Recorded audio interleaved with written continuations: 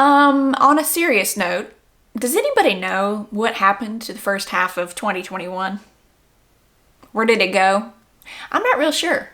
I cannot believe it's halfway through the year. I mean, we're almost to Christmas at this point. Does anybody kind of like, what happened? Where's time flying? I'm not real sure. But I do know that I have not updated you guys on where we are on the mortgage or my budget since February. So where have I been? What have I been doing? Obviously, I've been posting on YouTube.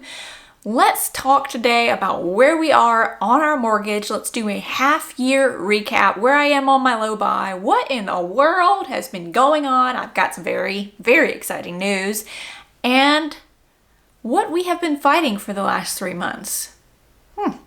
But if you are new to my channel, my name is Jennifer, and I make videos about saving money and living a simple life. I'm also documenting our journey to paying off our mortgage by the year of 2024 and ultimately being financially independent. So if any of that interests you, make sure you click that subscribe button. So earlier this year, I talked to you guys about how we had refinanced our mortgage and saved over $150,000 by doing that. If you're interested, I will link that video below if you have not seen it. Well, the last update I gave you guys on my budget and my low buy and the mortgage was at the end of February. So obviously we've been March, April, May, June, 4 months since then, right? A lot has happened. So I want to recap where we are and how much we have paid off on the mortgage. I am going to try to throw up a screenshot here. I've got the paper here with my notes, but basically we use this spreadsheet. And what it does is we put in here the details of our mortgage, the loan type, the interest, how long it is, and we can also put in there the prepayments that we pay on our principal. In order to pay off our mortgage early, now we refinanced to a 15-year mortgage at the beginning of the year from a 30-year mortgage and went down to a 2.65% interest rate from I think a 4.25, I think that's what it was. So we were able to get rid of a lot of the potential interest. However, we still have the plan to pay off our mortgage super early. So I added up the numbers and I told you guys at the very beginning of the year, we didn't pay January or February's mortgage. We didn't have a mortgage due because of the gap during the refinance. So we made a big lump sum in March. And March is usually, or the beginning of the year is usually our largest chunk of money that goes towards it just because of bonuses or things like that. So from January to June though, the overall total that we have paid principal, interest, and extra principal towards our mortgage is $32,263. Now that broken down, principal, meaning the amount we would have paid just regular principal, is $51.99. Interest was $2,200. Now, yeah, 2.65% may seem like not much, but $2,200 that kind of just goes to waste and goes into somebody else's pocket just, irritates me. That's why we want to pay off this mortgage as soon as possible so we can start taking our money back. But the extra principal payments are what make the biggest difference and get you to the goal of paying off your mortgage before the end of the term. So we have made an extra payments totaling $27,063. Now on the spreadsheet, you'll notice the payments in March and April were higher. March, the extra payment was $12,200. In April, the extra payment was $8,600. And then it went down. March, it went down to $3,700. Now the last 2 months, it has really gone down. The extra payments are $1,300 and $1,700 or $1,070. So where has our money gone the last 2 months? Well, every year around this time and every single quarter, our extra principal towards our mortgage goes down. Why? Because the good old tax man comes knocking and he says, I need some money. And we go, okay, sure. I guess we should pay you, right? So around this time, we actually got hit with some news that we weren't very excited about, but it is what it is. Now we have to pay quarterly taxes. Both my husband and I have side gigs basically, and the taxes aren't taken out of those. So where did I put what the total was? So last year we paid the quarterly amount we had to pay per our CPA was $1,100 a quarter. So every quarter you had to pay $1,100. Not this year. No.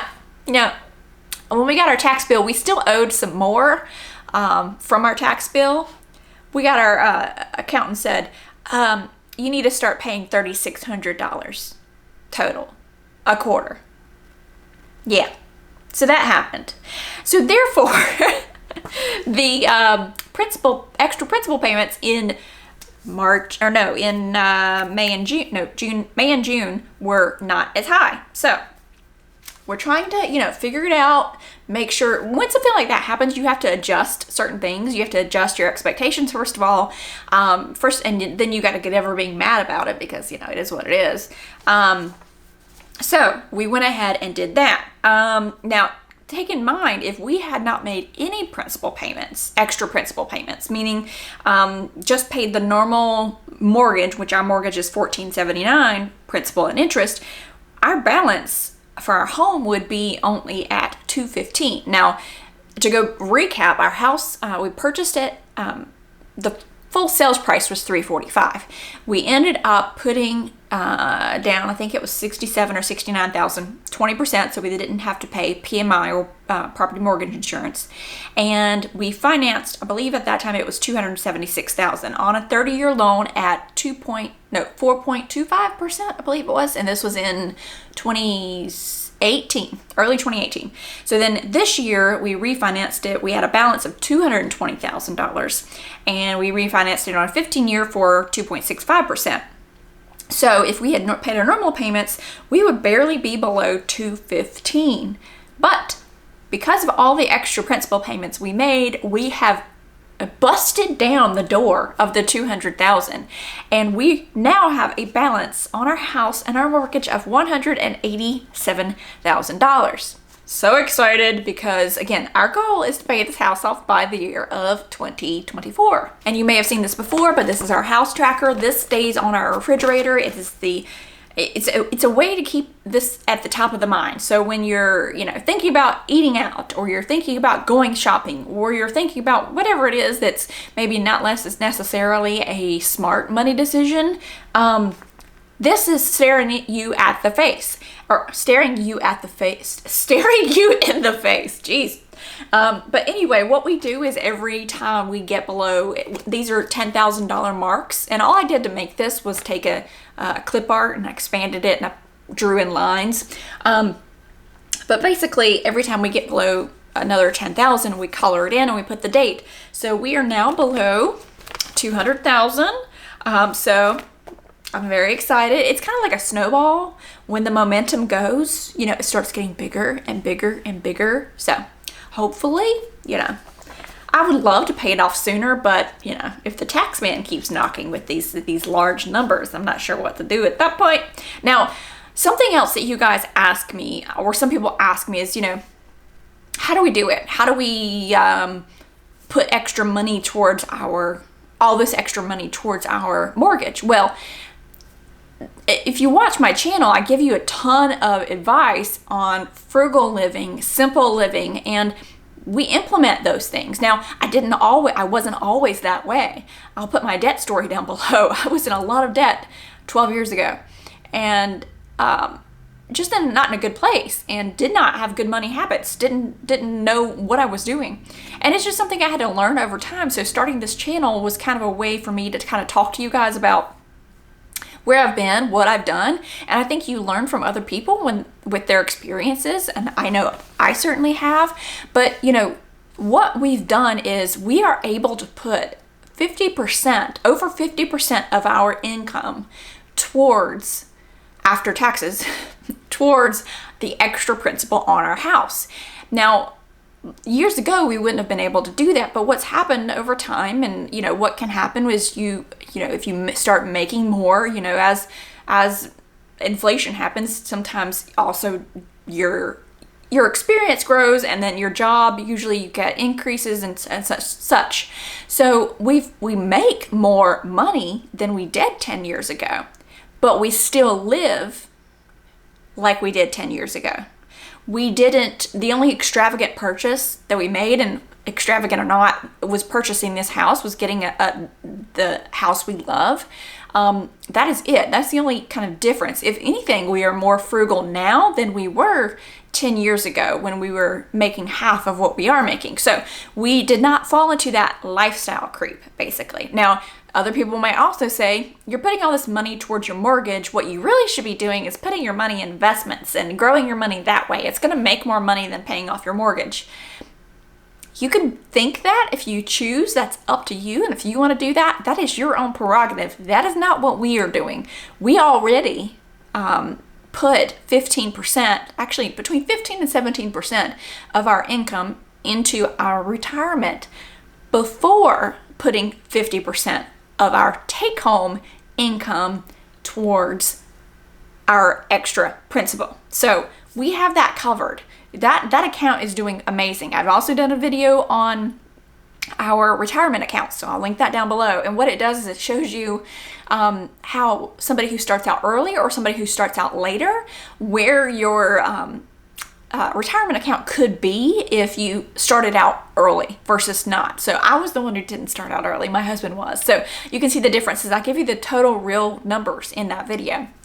But so for somebody to say that, that's not the case. We are chasing this piece of having, no mortgage. And then I also hear, and I say this because these are comments that are on my channel. I also have people who says, well, you're never mortgage free because you always have taxes on your house and insurance that you have to pay. Yeah, that's the cost of living. You would have that if you rented as well. But if you didn't have to pay a rental fee, or in this case, so keep it the same, a mortgage, you'd still have a lot more money. You're always going to have those extra overhead costs, the cost of living, basically. So for us, being able to pay off our mortgage early, think about what we can do with that extra income, that extra 50%, once we no longer have to put it towards a bill or paying somebody else because we borrowed their money. Just my 2 cents. So let me talk about what we have been fighting for the last 3 months. We received our property tax bill and our jaw kind of hit the ground. In combination or in conjunction with receiving the income tax information and what we had to start paying, we received property tax, and we just thought, really, county and state or county, really? You did what?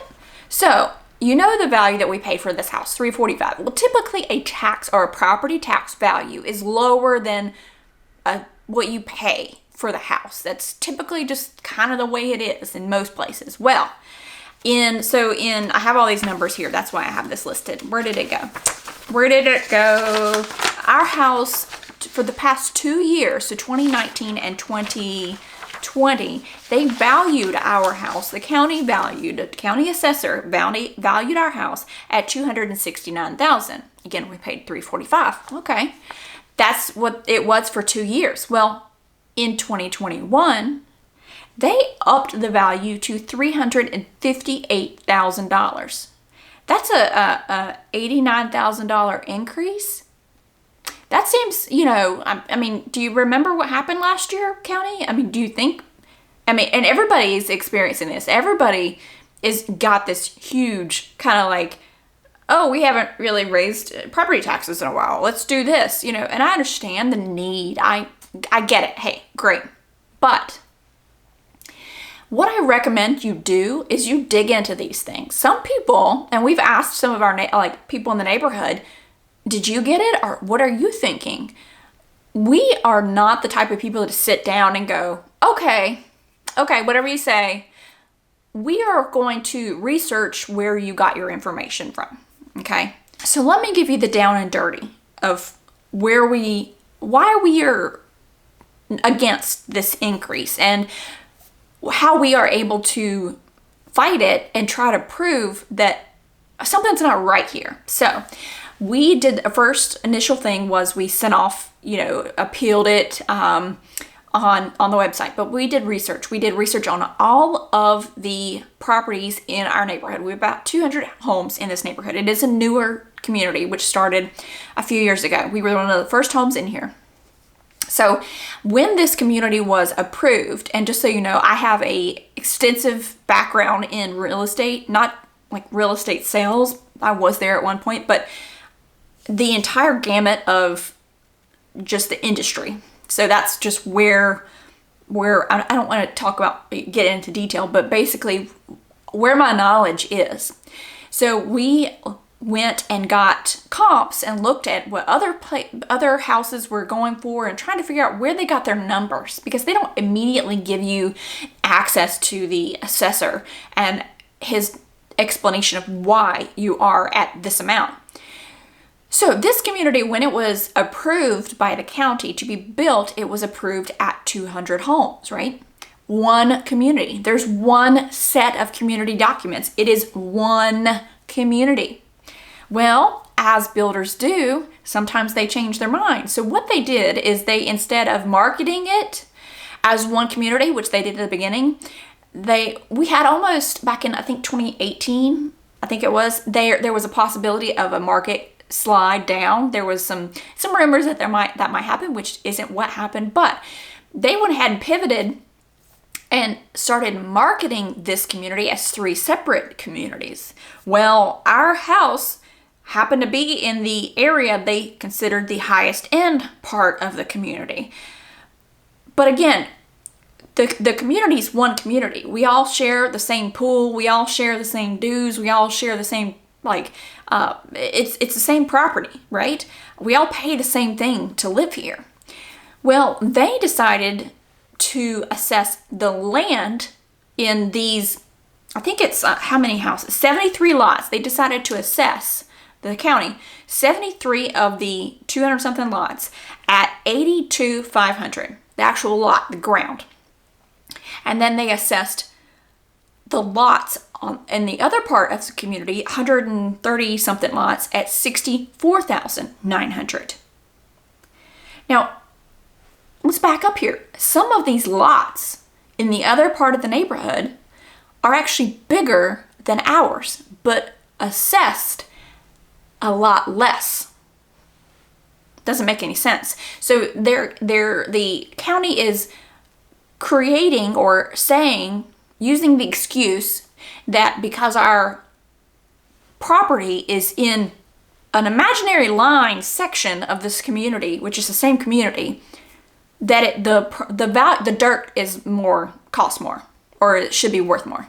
It's not. The houses are all the same. The comps are all taken from the same. Further, let's see, our property is valued over the highest comps in this community.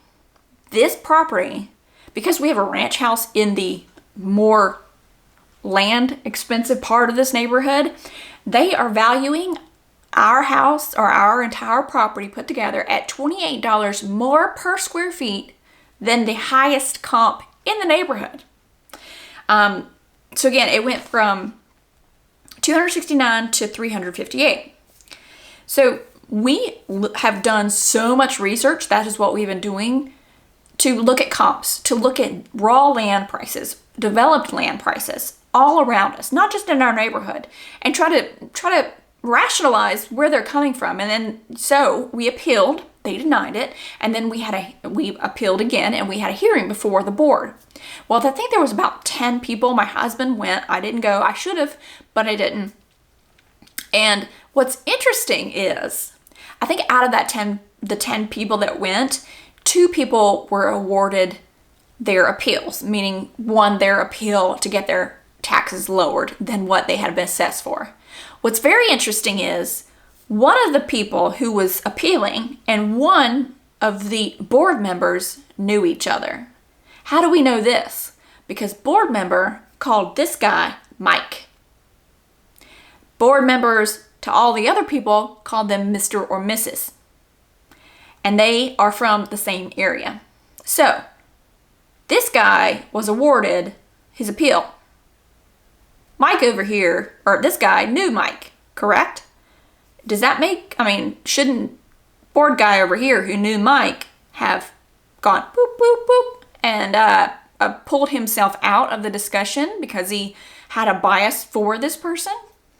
Just my opinion. So we were denied. So we are sending off, did this huge packet. We're sending off to the state. Now, why are we doing all this work? Well, because we can.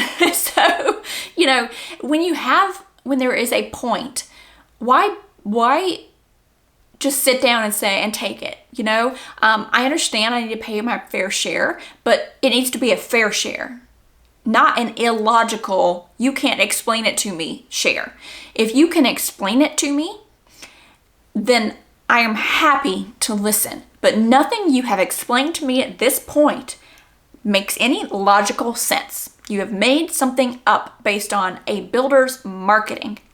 It does not exist. Further, we're still valued higher than the others in this 73 lots. Just my opinion. So I could go off on a bigger tangent and rant about that, but I'm just giving you guys exactly where we are. I hope you appreciate my honesty. I share very detailed parts of this financial journey versus sharing personal parts of my life. But I think it is helpful for you to see that, you know, there are some things worth fighting for. And, you know, when you feel very, very invested in something and you think, you know, that doesn't make any sense, that's not right, then maybe you need to look more into it and do a little bit more work. And sometimes, you know, even if we do ultimately still get denied, then we know we tried.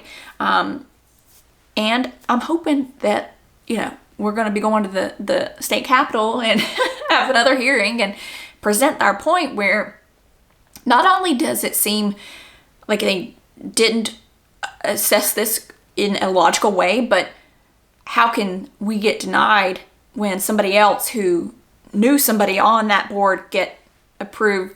You know, I'm just a little weird, you know, I mean, it is what it is, but just how I feel. So regarding my low buy is going okay. And what is my low buy? I did a video at the very beginning of the year, and if you haven't seen it, I did what's called the 12 days of financiary, where, you know, all of the YouTubers do all these videos leading up to the end of the year. They do Vlogmas, or so they vlog every single day, and they do all these videos about all this stuff you need to buy, gift guides, etc. Well, I decided at January 1st through the 12th of the year, the first 12 days, like the 12 days of Christmas, but the first 12 days of January, I created the 12 days of financiary, where I did a video every single day to help jumpstart your year to make it a good financial year. Well, if you'd like for me to do that again this year for 2022, then let me know down below. I probably need to get started on thinking about that, brainstorming now. But in that time, I told you guys I planned a low buy, which means I didn't want to do a no buy year, but I wanted to do a low buy year where I just tried to do as best I could with what I had. Well, that's still going pretty good, except for the fact that I have decided to start a small business, and it's a creative business. And I think the video's already gone up, so if it has, I'll link it down below. But basically, I mean, I've had to buy things in order to make the things that I'm creating for the business. And it's actually been great, but it's all been self-funded. And, you know, it's kind of curbed the shopping urge, because I've been able to shop for that kind of stuff. So I haven't really thought about shopping for others. So that's where we are with the low buy update. Now, as far as updates for going forward, I think monthly is kind of probably too frequently. There isn't enough that has happened. So I think that I want to do an update on my low buy, my budget, and my mortgage pay down quarterly. So now that we're doing it halfway through the year, we'll do another one, what is that, so at the end of September, and then we'll do one in January. So if you're interested in that, let me know. So that is it for this video. I hope you enjoyed this update.